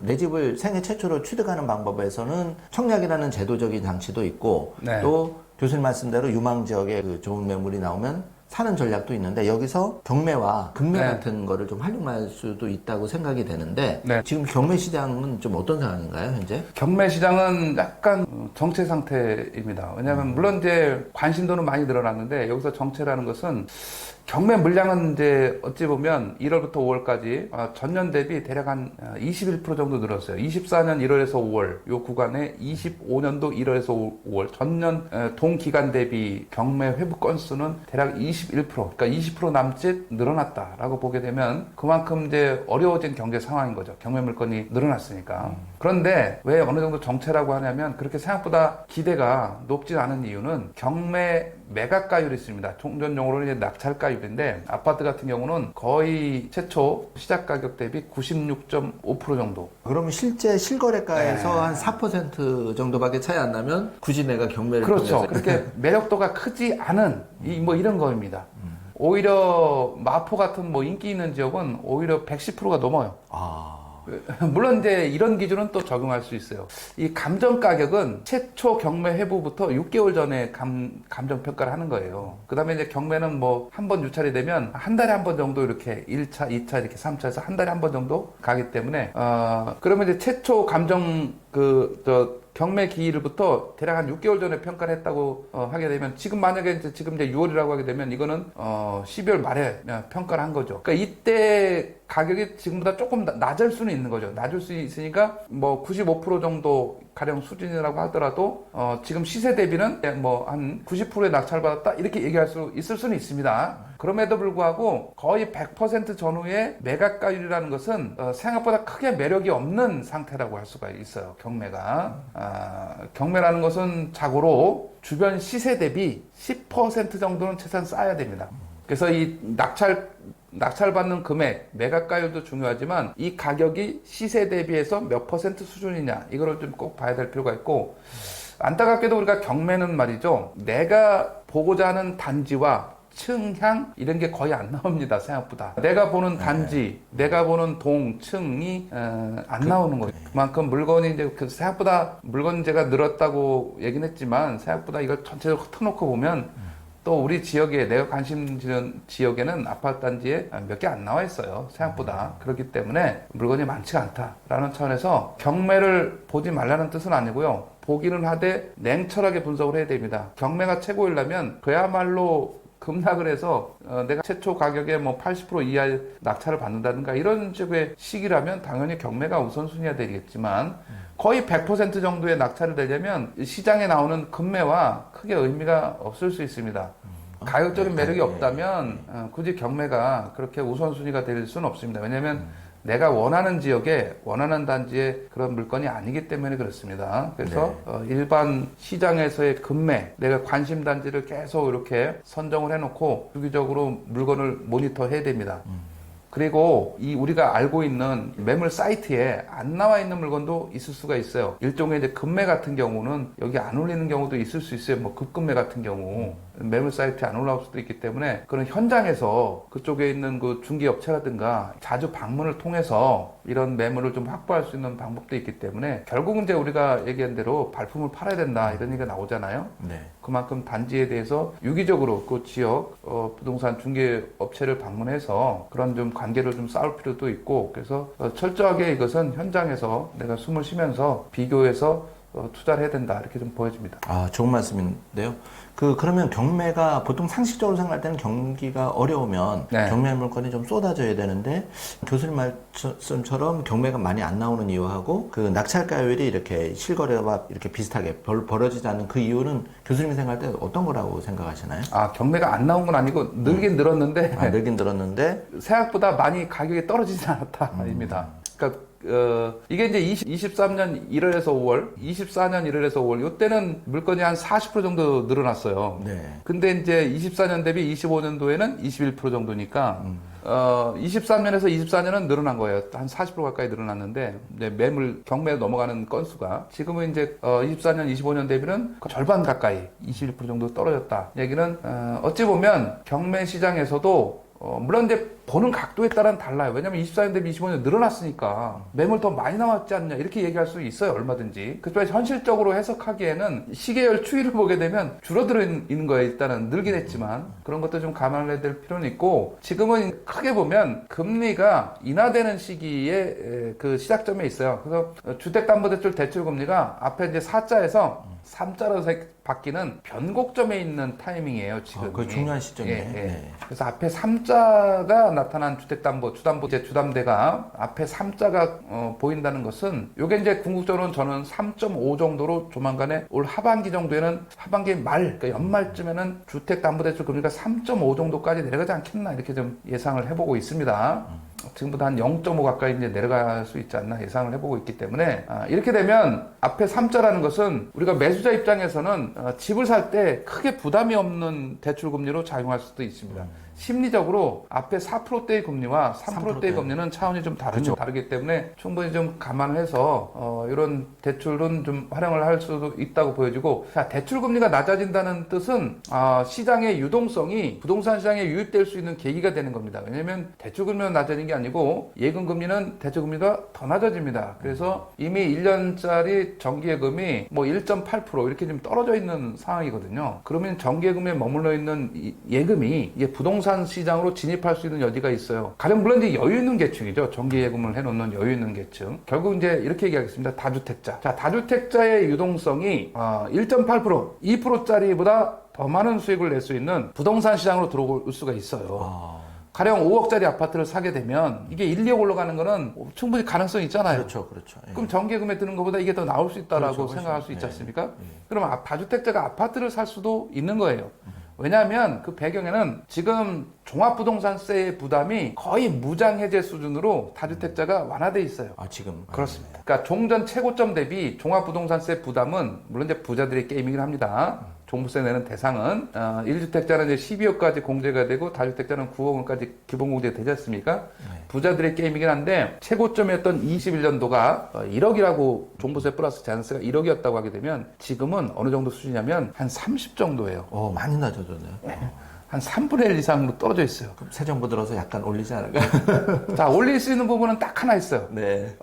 그동안 전 정부에서 너무 기대 이상으로 낮춰준 부분이 있는데 공정시장 가액 비율이라 그래가지고 네. 이걸 60%까지 낮춰놨어요. 요거는 이제 일종의 그 과표에서 반영 비율이에요. 공시 가격이 1억이면 1억 곱하기 세율하면 너무 높다 이러니까 이거 1억을 시행령으로 60에서 100%까지 이렇게 왔다 갔다 조절할 수 있게끔 해놓은 게 공정시장 가액 비율이에요. 네. 그럼 이게 60%면 공시 가격이 1억인데 60%니까 6억 곱하기 세율을 하라 이런 얘기예요. 그렇죠. 예. 그러니까 10억이면 6억, 60%. 그러니까 이게 40%를 깎아준 거나 마찬가지예요. 자, 이게 이제 중간 기준인 80%가 원래 정상이에요. 80%로 올라갈 여지는 있을 수 있어요. 왜냐하면 이걸 문재인 정부에서 80%짜리를 매년 5%씩 올려가지고 22년도에 100%가 될 거였었는데 네. 그때 이제 정부가 바뀐 거예요. 그래서 이제 바뀌면서 이거를 다시 95%, 100%가 될 거를 60%로 낮춘 거예요. 예. 그러니까 이게 정상이 80%예요. 이 정도로 되돌릴 수는 있다고 보여지긴 합니다. 자, 그래서 이 보유세 부담이 크지 않기 때문에 집을 사고 싶어 할 수 있어요.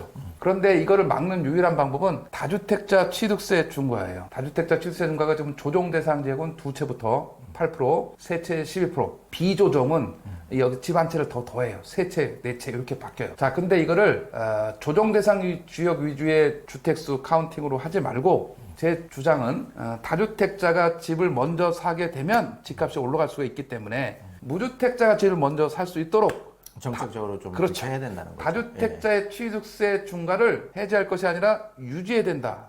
자, 강남 3구, 용산 구만 하지 말고 조정 대상 지역 유지의 주택수 카운팅을 서울 전역 그렇게 확대해버리면 골고루 이제 부담이 그렇죠. 느껴지니까. 그다음에 수도권 과밀억제권역, 지방의 광역시, 지방 광역시는 약간 도입하기 좀 이르긴 합니다만 이렇게 해서 놓게 되면 다주택자가 아파트를 사러 나타나기가 부담스러워져서 무주택자가 먼저 집을 살 수 있어요. 실소유자한테 네. 더 기회가 간다는 얘기죠. 그래서 이런 식의 정책적인 것도 지금은 좀 도입을 해야 될 필요가 있겠습니다. 교수님 그 현직에 계실 때부터 나름대로 그 주택의 아파트의 상승과 하락을 이제 수요 공급 측면에서 정확하게 예측하시기로 굉장히 업계에서 소문이 나셨는데 지금 그런 관점에서 볼 때 앞으로 부동산이 5년, 10년 뒤에 장기적으로 좀 전망은 어떻게 하고 계십니까?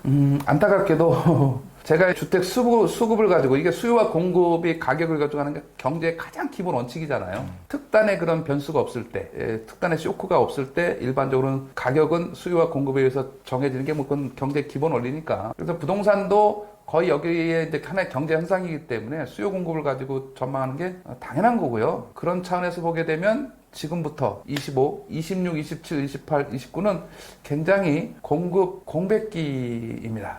더군다나 제일 안타까운 위험한 시점은 26년도입니다. 내년도입니다. 내년도에 아파트 입주 물량이 거의 역대 최저 수준으로 최소한 2000년대 이후는 거의 최소 수준으로 줄어들 수 있는 여지가 있을 수 있습니다. 그래서 수요 공급 측면에서 보게 되면 26, 27은 일단은 현실적으로 좀 어렵다라고 보고요. 물론 이게 조금 더 늘리면 28, 29까지도 크게 좀 방법이 없어요. 왜냐하면 아파트를 짓는데 물리적인 기간이 최소 36개월이에요. 3년이 필요하기 때문에 지금 지어도 28년 하반기에 입주하는 거예요. 네. 그래서 물리적인 차원에서는 공급 물량 확충이 쉽지 않다. 이거는 수도권뿐만의 얘기가 아니라 지방 같은 경우에도 지방은 지금 뭐 미분양이 넘쳐나서 굉장히 어렵다 이렇게 하나의 고정관념처럼 생각하고 계시는 분들이 많은데 지방도 말이죠. 제일 미분양의 무덤이라 그러는 대구도 말이죠. 내년 내후년도에는 입주 물량이 급감을 해요. 종전 최고 많을 21년 대비 거의 뭐 한 4분의 1 정도로 축소돼요. 그래서 대구도 당장 내년도면 시장이 올라갈 확률이 높아요.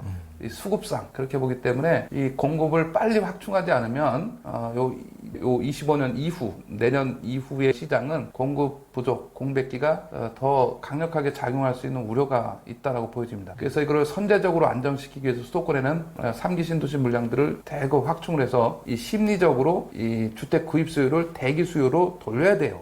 그러면 이제 1, 2년 안에 분양하면 5년 후에 이제 입주할 수 있는 이런 것들로 해서 이들을 좀 대기 수요로 몰아서 시장 안정을 좀 기해야 되는 지금 아주 절대절명의 어찌 보면 위기 순간이에요. 네. 어떻게 대응하냐에 따라서 시장을 잘 대응해야 되는데 종전 정부는 이제 수요 억제책으로 일관했어요.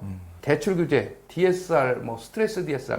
이거 과감하게 이제 이 스트레스 DSR은 폐지해야 됩니다. 왜냐하면 시기 적절하지 않아요. 금리가 인하할 건데 금리 인상기를 전제로 대출 한도를 줄이는 거예요. 그럼 대출 받는 사람은 중산층이야 저소득층인데 2, 3천만 원 줄면 집을 못 사요. 6억짜리 사는데 2천만 원 부족하면 집 못 사는 거죠. 그래서 이런 일은 하면 안 되는 겁니다. 그렇죠. 금리가 인상할 걸 전제로 금리 인상이니까 앞으로 상환 부담이 커지니까 대출도 2억 받을 거를 1억 8천으로 줄여 2천만 줄이는 거예요. 말이 안 되지 않습니까? 앞으로 그렇죠. 금리가 더 예, 인하될 예. 건데 맞지 않는 제도이기 때문에 과감하게 좀 폐지해야 될 필요가 있다고 보여지고 청년층을 위해서는 청년층은 이제 DSR 소득 대비 비율이 우상향해서 올라가잖아요. 그럼 청년층에게는 우리가 지금 DSR 비율을 은행권 기본 40% 비은행권 50%로 하고 있잖아요. 이거는 아주 특단의 비율이에요. 우리가 종전에 대출 규제에서 적용되던 LTV, DTI 이런 것들 기본이 다 60%잖아요. 그래서 DSR도 60%로 정상화해야 돼요. 정상화할 필요가 있어요. 이게 정상이에요, 60%가. 이걸 규제 완화가 아니라 정상화시키는 거예요, 제도를. 그렇죠. 예. 좀 현실에 안 맞는 거를 정상화시키는 게 필요하다. 그래서 어느 정도 이런 규제 완화를 통해서 지금 이제 입주 물량이 공백기가 올 거기 때문에 저소득층으로 하여금 전세 시장에 머물기보다는 그래도 내 집 마련을 통해서 어느 정도의 그 방어가 좀 필요하다. 그래서 다주택자나 이런 투자자의 진입을 취득세 중과를 통해서 차단을 하고 방금 얘기했던 서울시, 수도권 과밀억제권역, 지방광역시 이런 다주택자의 진입을 차단하고 지금 일각에서는 시장이 침체하니까 다주택자 규제 완화를 통해 다주택자가 집을 매입하라고 해요. 그러면 집을 못 사는 중산층, 서민층은 다주택자의 세입자로 전락하는 거예요. 그렇죠. 이 양극화가 더 심해지는 거예요. 심해지는 왜 거예요. 다주택자의 힘을 빌어야 될 때가 있고 다주택자를 차단해야 될 때가 있어요. 다주택자의 힘을 빌어서 임대사업을 하라고 할 때는 진짜로 집이 남아 들어갔을 때예요. 많을 때. 진짜로 집이 남아 들어가서 주체할 수 없을 때. 그게 언제냐면 2009년도 3월. 우리가 얘기하는 이제 경제 위기, 리먼 사태 이후에 직후가 되겠어요. 이때는 미분양이 전국적으로 16만 6천 가구였어요. 공급이 아주 그냥 넘치는 그런 상황. 지금은 그 앞에 10만 가구가 사라져 있어요. 예. 그때는 16만 6천 가구, 지금은 앞에 10만호가 없어진 미분양 물량이에요. 자, 이때는 다주택자의 힘을 빌려와야 됐어요. 그래서 이때는 다주택자가 집을 하나 더 사게 되면, 신축을 사게 되면, 아니면 미분양을 사게 되면 양도세 감면 제도를 실시한 거예요. 그건 그때 써먹는 거예요. 지금도 물론 지방 뭐 준공후 미분양에 대해서는 양도세 감면 제도를 실시하고 있고요. 그 다음에 인구 감소 지역에 대해서도 실시하고 있어요. 물론 올해 연말로 끝나고 내년 말로 끝나긴 하지만, 자, 이거로 다 충분해요. 이거 충분하고 더 이상의 다주택자를 동원한 이런 뭐 미분양이 됐던 내 집 마련을 지원해서 주택 임대 사업을 이런 거는 조금 더 방향성을 고심해야 돼요. 오히려 무주택자가 집을 먼저 살 수 있도록 유도하는 정책자금 대출을 지원하는 이런 전략이 지금 상황에서는 더 필요하다. 자칫 다주택자가 집을 더 사게 되면 양극화가 더 부추겨질 수 있어요. 왜냐하면 그들의 세입자로 전락하게 되고 그들은 또 오르는 집값을 더 향유할 수 있기 때문에 지금은 정책적으로 아주 중요한 타이밍이에요. 네. 교수님 그 화제를 좀 바꿔서 지금 이제 경기가 점점 어려워지고 자영업자 폐점도 좀 늘어난다고 하는데 이런 데 대해서 은퇴자분들 내지는 네. 또 상가의 투자에 관심이 있는 분들이 많으실 텐데 지금 자영업자 폐점이나 이런 현상은 좀 어떤 상황이고 상가 공실이나 이런 것도 보도가 많이 되는데 정확한 팩트는 어떻게 돌아가고 있나요? 지금 우리나라의 큰 하나의 상권 문화가 패턴인 지금 하나의 변곡점을 통해서 변화하고 있기 때문에 여기에 대처하기 어려웠던 그런 자영업자 계층이 지금 심각하게 폐업이라든가 이런 게 늘면서 무너지고 있는 거죠.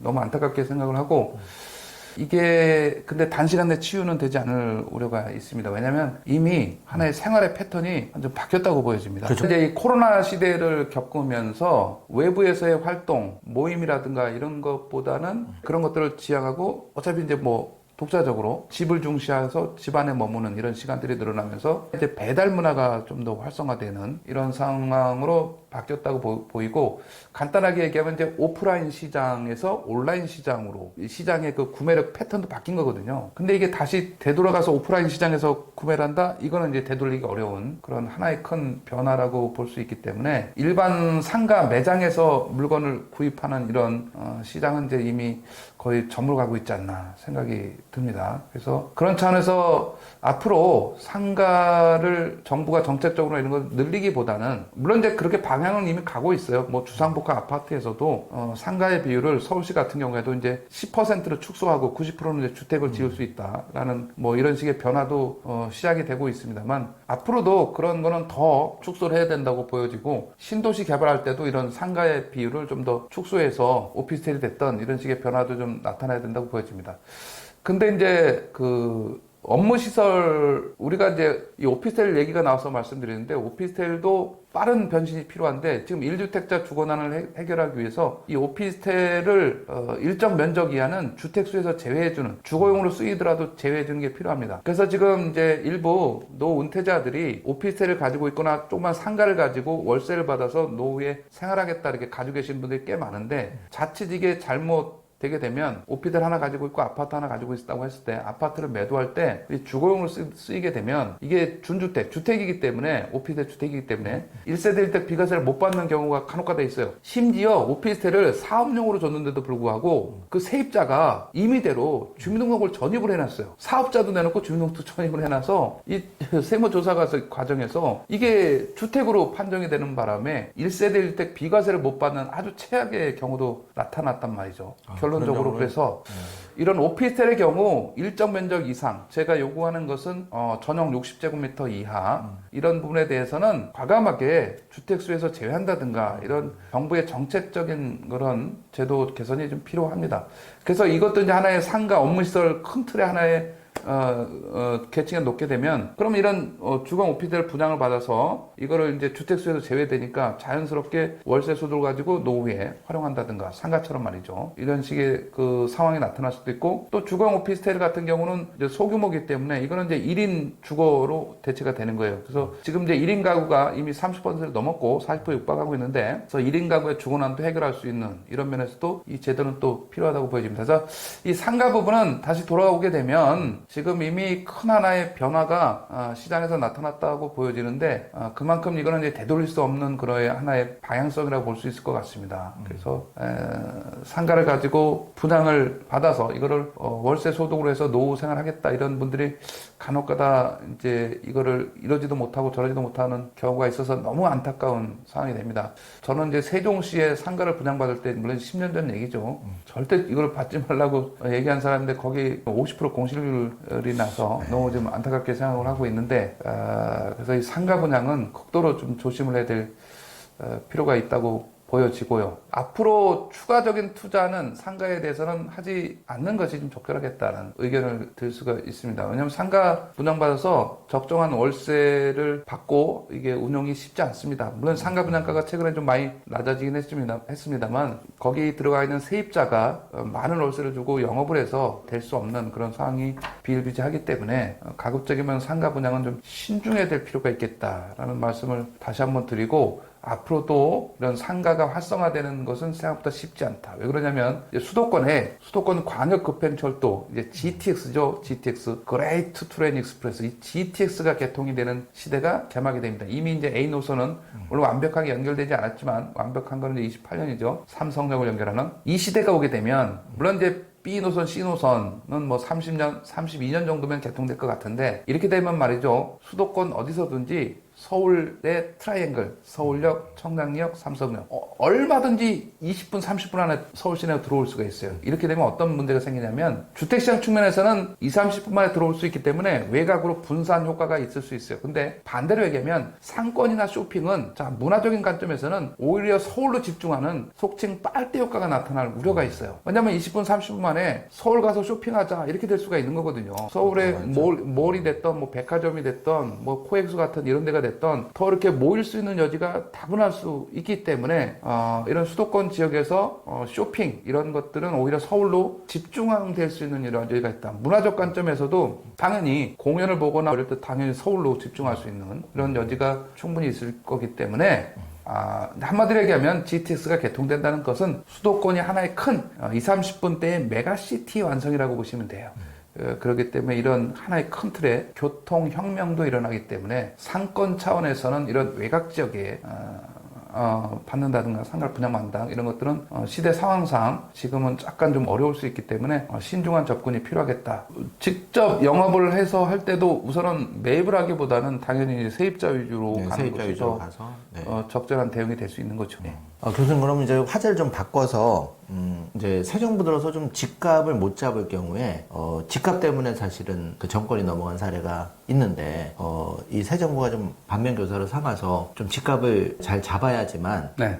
결국은 부익부 빈익빈 양극화도 좀 해결이 될 텐데 교수님이 보시기에 한 세 가지 정도 좀 핵심적으로 이 5년 안에 좀 추진을 해야 된다면 어떤 게 있을까요? 그리고 뒤집어서 소위 말하는 무주택자가 이 앞으로 5년 안에 이 새 정부 시대에 집을 장만하기 위해서는 좀 집중해야 될 부분 말씀해 주신다면. 첫 번째는 이 새 정부가 이제 기대가 많잖아요. 네. 그 부익부 양극화가 심화되는데 부동산 정책에 혼선이 많았단 말이죠. 그래서 교수님이 생각하는 요건 좀 풀었으면 좋겠다. 이 부분하고 두 번째는 무주택자가 내 집을 장만하기 위해서 지금 새 정부 출범 들어서 좀 집중해야 될 부분, 이렇게 한 두 가지로 말씀을 해주시면 고맙겠습니다. 새 정부의 부동산 관점에서 최우선 과제는 물론 이제 반복될 수 있는 얘기입니다만 가장 첫 번째는 대출금리 인하가 가장 큰 시급한 과제라고 할 수가 있겠습니다. 지금 너무 높아요, 그죠? 네. 이 대출금리 인하는 기존에 이제 은행권에서 가상금리를 높여서 전제적으로 해놓은 거기 때문에 물론 이제 신규로 받는 수요자의 경우는 3%에 받을 수가 있겠지만 이미 그 1,000조 원이 넘는 주담대 대부분 상당수는 가상금리를 높게 붙여놓은 대출이 많습니다. 그래서 이 부분에 대한 상환은 기존금리가 떨어진다 한들 이 상환 금액이 거의 줄지 않아요, 잘. 그래서 구조적으로 이 대출금리 인하가 필요한데 이게 반영이 떨어지기 때문에 대환대출을 활성화해서 기존 대출자의 이 상환 부담을 줄여주는 문제가 가장 시급하게 좀 검토해야 될 필요가 있는 거라고 할 수가 있어요. 그렇게 되면 대출 상환 부담이 줄게 되면 그만큼 소득 대비 여유분이 생기기 때문에 이 소득 대비 가처분 소득이 늘어나는 이 부분을 소비로 연결할 수가 있고, 이 소비는 결국은 경제 활성화로 선순환되는 이런 측면이 있기 때문에 지금 가장 시급하게 대출금리 인하가 가장 우선적인 덕목이 된다라고 보여집니다. 가령 뭐 자영업자 대출이 지금 가장 또 문제가 되고 있잖아요. 이 자영업자 대출도 금리를 낮춰서 그만큼 상환 부담을 줄게 되면 그 역시 상권에서도 조금 더 활성화될 수 있는 여지도 있는 거고요. 그래서 지금은 대출금리 인하가 새 정부에서 가장 먼저, 물론 이제 부동산뿐만 아니라 전체 경제 관련된 얘기입니다만 시급하게 이 부분에 대한 대응이 좀 필요하지 않겠나라고 보여지고요. 두 번째는 역시 또 같은 얘기일 수 있겠습니다만 공급에 대해서 전향적인 검토가 필요합니다. 지금 과감하게 공공택지, 3기 신도시에 대한 추진은 반드시 지금 재검토를 해야 됩니다.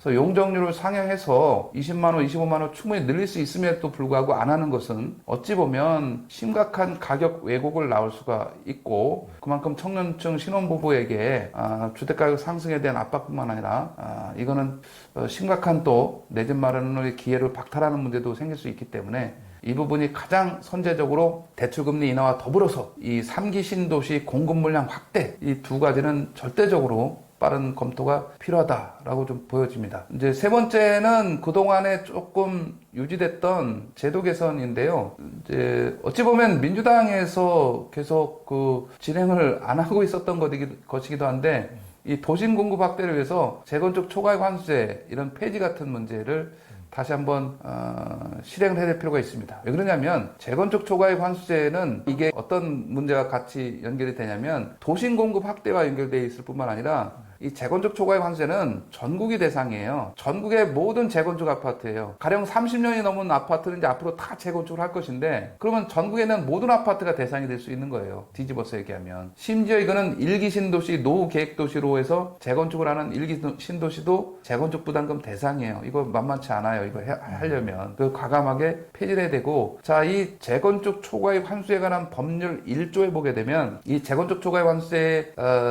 아파트 대상 중에 심지어 소규모 재건축까지 포함을 시켜놨어요. 소규모 재건축은 200가구 미만 아파트 재건축하는 거예요. 이것까지 포함을 시켜놨기 때문에 사실 굉장히 힘들고 모든 아파트가 해당된다는 거고 근데 안 한다는 거죠. 이거 내기 싫어서 그렇죠. 사업을. 예, 예. 그만큼 지체됨으로 인해서 공급 주기가 늦어지는 거기 때문에 문제가 크다는 거예요. 왜냐면 30년 지나면 이제 시간적으로 계속 갈수록 다 모든 아파트가 재건축 아파트가 되는 거 아니에요. 그렇죠. 예. 그렇기 때문에 이 부분을 과감하게 폐지할 필요가 있다라고 보여지고 재건축 초과이익을 환수해서 여기에 이제 목표 중에 뭐라고 되어 있냐면 1조 목적에 사회적 형평성 달성이라고 표기되어 있어요. 그럼 재건축 아파트 산 사람, 재개발 아파트 산 사람, 신축 아파트 산 사람 똑같은 1주택자잖아요. 근데 재건축 산 사람만 초과이익을 내라는 거예요. 이걸 걷어서 사회적 형평성을 달성하겠다는 거예요. 뭔가 좀 이상하지 않습니까? 약간 역차별이 될 수도 있는 부분도 역차별이 있죠. 되고 재건축 아파트가 일종의 토지 공개념처럼 재건축 아파트 공개념으로 본 거죠. 그건 문제가 있죠. 예,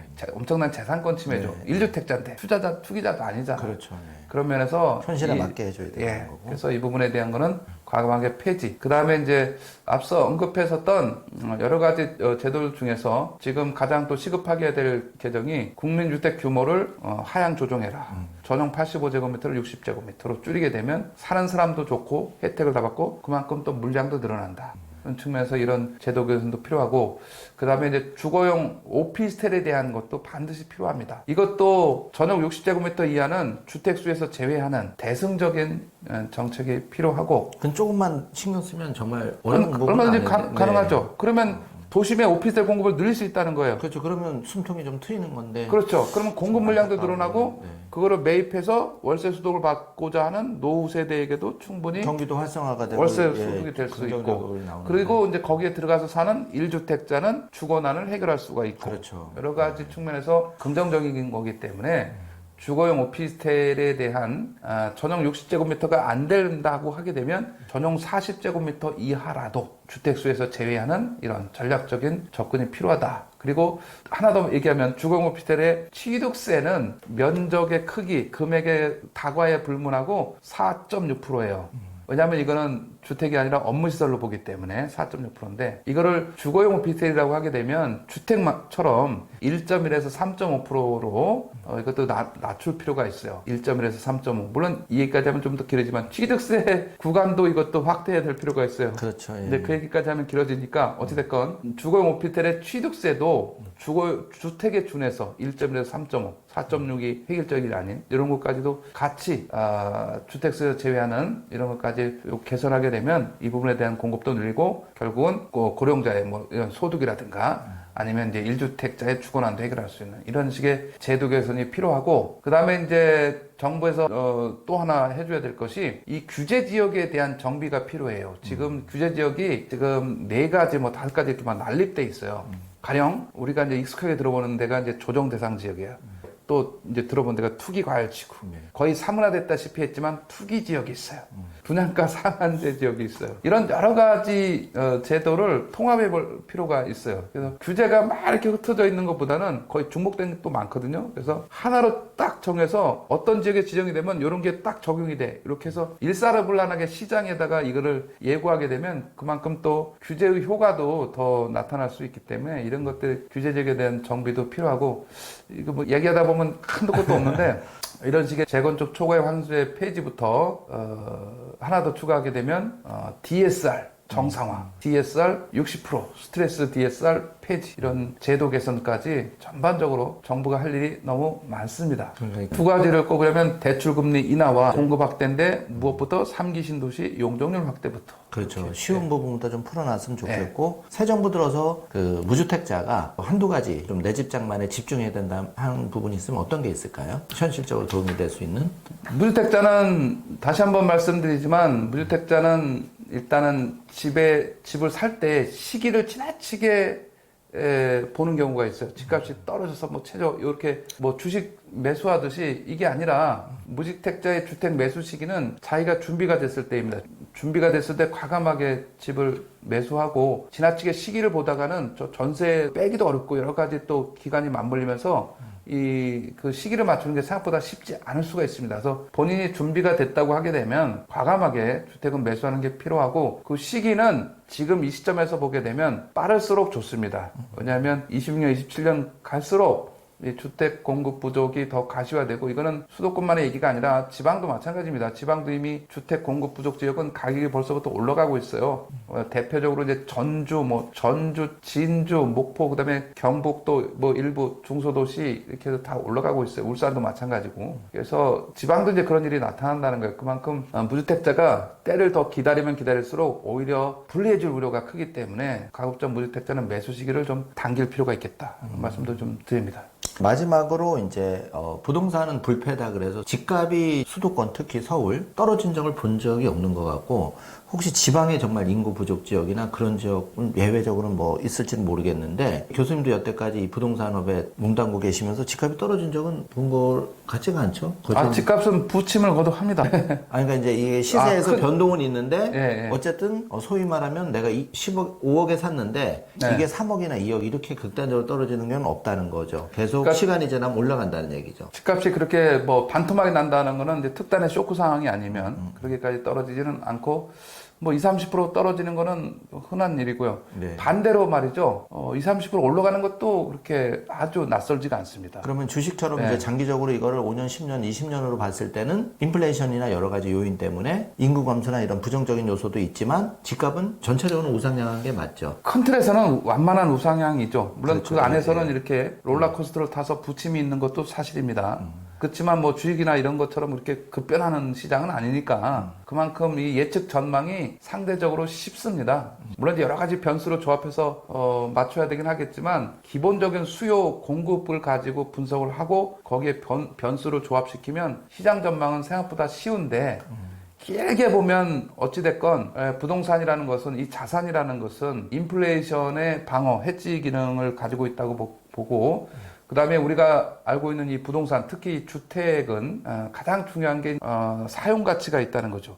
그렇죠. 이 사용 가치를 누릴 뿐만 아니라 일종의 약간의 투자성까지 기대하는 이런다는 측면에서 보면 그 매입은 이제 빠를수록 좋다. 어떤 면에서는. 물론 이제 꼭지 잡는다든가 이런 거는 이제 문제가 될 수 있는 거죠. 당연히 뭐 10억짜리 아파트가 지금은 뭐 어떤 아파트들은 8억에 떨어져 있는 경우도 꽤 있어요. 10억에 잡은 사람은 나름대로는 조금 뭐 안타까움이 있을 수 있죠. 근데 지금 이제 지역에 따라 다르지만 뭐 이렇게 8억 이렇게 돼 있다고 하게 되면 이거는 뭐 충분히 어느 정도는 또 약간의 조정이 돼 있다고 볼 수도 있기 때문에, 그런 분석을 통해서 나름대로 시장에 접근을 하고, 그렇지만 마냥 그런 때를 위해서 이렇게 시기를 늦추는 것은 또 바람직하지 않기 때문에, 나의 그 상환 능력, 뭐 대출 어느 정도 포함해서 집을 샀을 때 크게 무리가 없는 선이라고 하게 되면 과감하게 매수는 하는 것이 우선이다. 그리고 전체적으로 인플레이션된 방어 기능, 실물 자산은 이제 해지 기능이 있기 때문에, 그리고 레버리지 대출을 조달하는 효과를 또 충분히 누릴 수가 있고 하기 때문에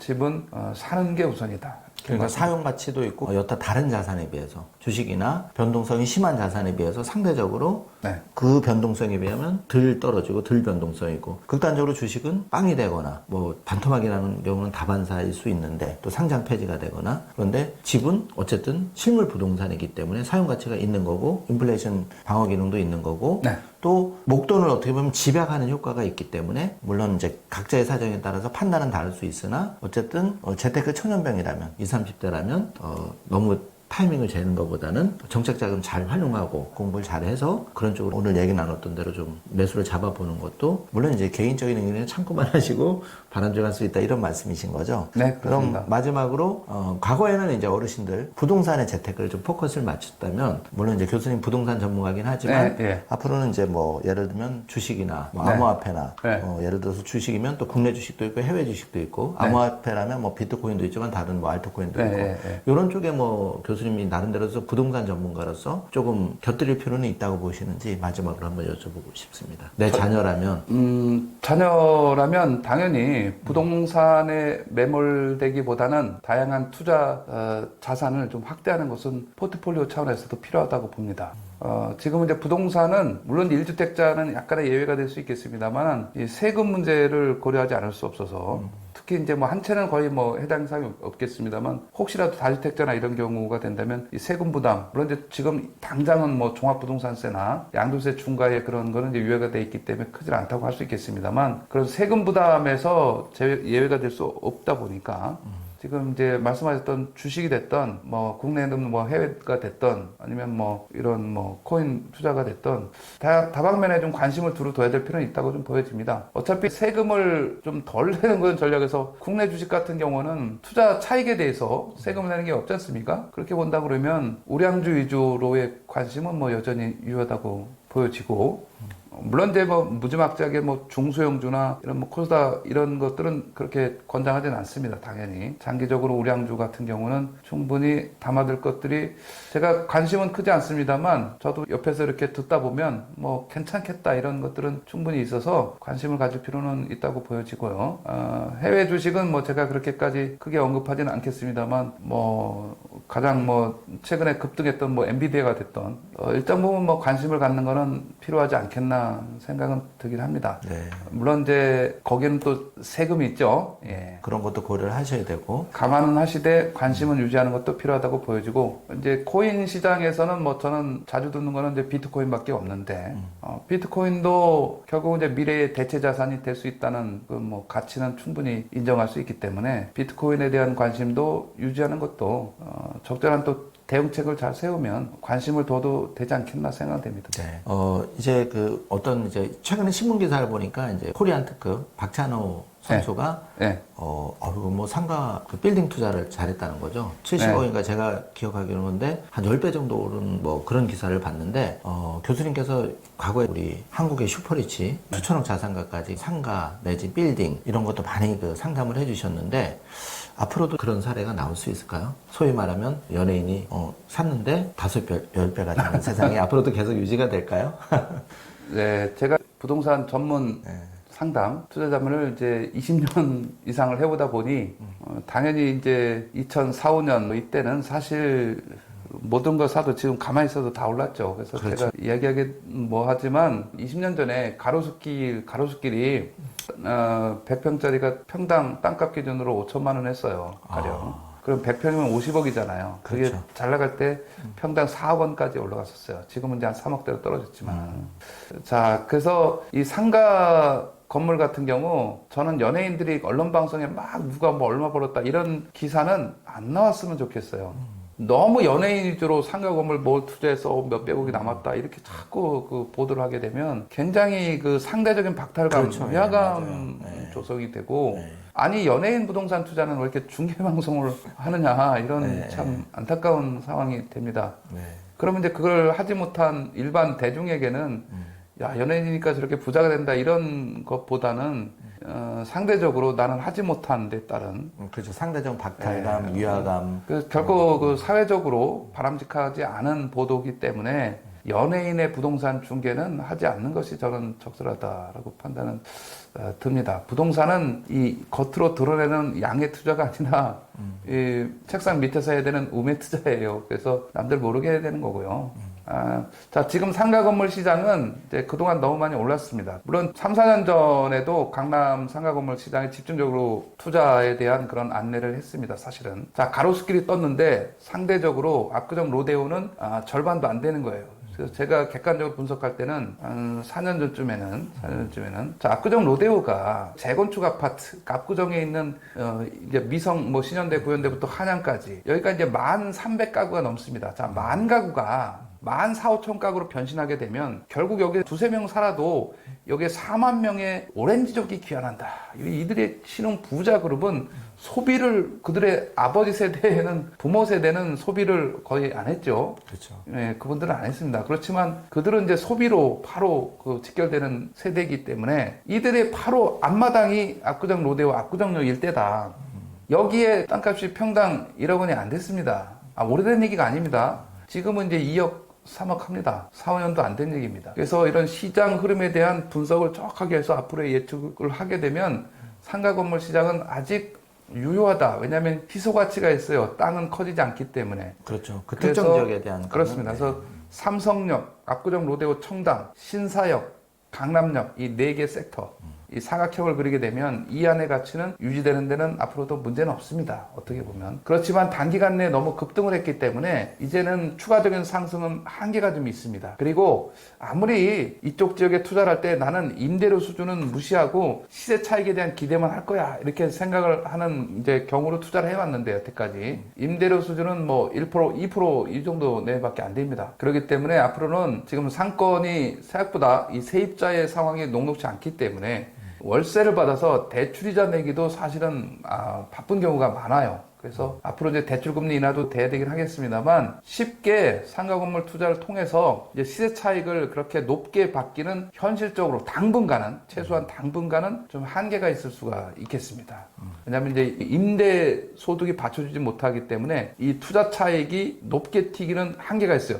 여태까지는 강남 투자할 때는 임대소득은 무시하고 야 이건 뭐 2% 뭐 3% 받아가지고 무의미 있냐 이렇게 해서 무시하고 투자를 해왔는데 앞으로의 세상은 꼭 무시는 못할 수 있겠다라는 생각을 해볼 수 있기 때문에 이미 너무 많이 올라서 투자 시장에서는 약간 조금 신중하게 검토해 볼 필요는 있겠다라는 생각은 해볼 수가 있습니다. 물론 물건별로 다릅니다. 물건별로 그렇게 좀 말씀드릴 수 있습니다. 예. 지금 우리 박합수 교수님께서 또 그 박합수 부동산 연구소라고 하고 계시기 때문에 방송을 보시고 우리 이제 다양한 채널에 그 시청자분이 계시기 때문에 혹시 더 궁금한 부분이 있으면 제가 연구소 그 링크 걸어 드릴 테니까 상담이나 또 조언도 받아보시는 것도 괜찮을 것 같습니다. 자, 오늘 우리 박합수 박사님 교수님께서 3일 경제독립 TV에 시청자분을 위해서 좋은 방송을 해주셔서 감사드리고요. 앞으로 좀 바쁘시겠지만 자주 나와서 똘똘한 한 채 무주택자가 내 집 장만을 통해서 경제 독립의 길을 가는데 많은 조언 부탁드리겠습니다. 감사합니다, 박사님. 네, 고맙습니다. 네.